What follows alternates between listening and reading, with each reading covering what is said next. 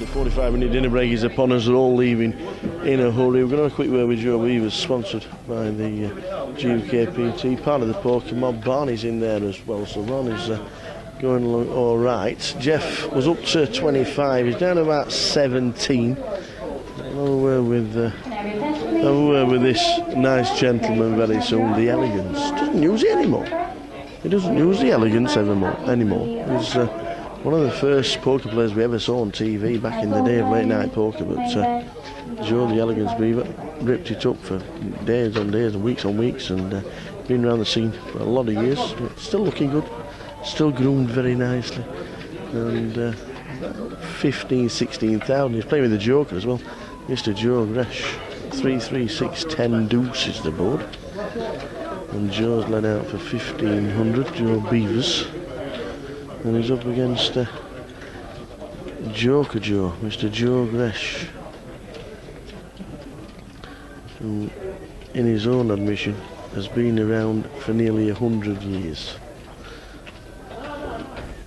So the final hand brings a bit of action. 4,500 in the pot. Joe Beevers bets 1,500. 3-3-6 was the flop. 10 the turn. 2 on the river.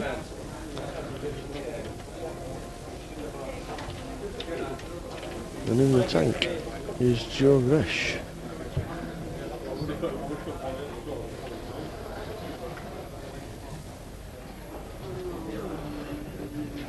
Trying to work it out. We didn't see any betting action as we were just walking to the table. Well, he does call, and Joe turns over a 3-7, and a 10 shown from Joe Gresh. So Joe Beevers win the final hand of the session. Takes a few off the Joker. A quick word with Mr. Beevers. I'm sure we'll speak a lot more over the weekend as well, but I'm sure there'll be plenty more. As he's stacking in chips, we'll have a quick word. There'll be a smile on his face. How are you? Nice hand to win at the end of the session. Listen, you know, Ram Vaswani once said to me, he said the easiest hand to win at poker is the one before the dinner break. All right, okay. What I didn't realise is that Joe Grech had 3 breakfasts this morning. So we had to peel with 7-3. We had to flop 2. We had to flop 2-3. Well, listen, it started off a small pot, and then I hit something.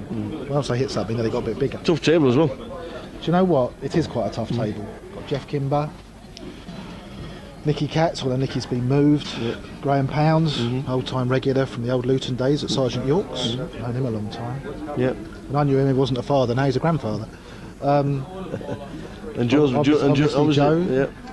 And you know, there's quite a few good players at the table. We had Tamer at the table earlier. Yeah. Tamer, and he's a really nice player to play with. He's like really friendly, but he's an interesting player to play with. Yeah. He always puts you in spots, makes small raises, takes people off hands. It's nice to watch him play. Yeah. And we tangled a few times. I think it was about 50-50. But then they moved him.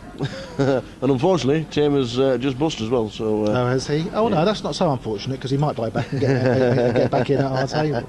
Nice to see Barney here as well. Ross still working the West End?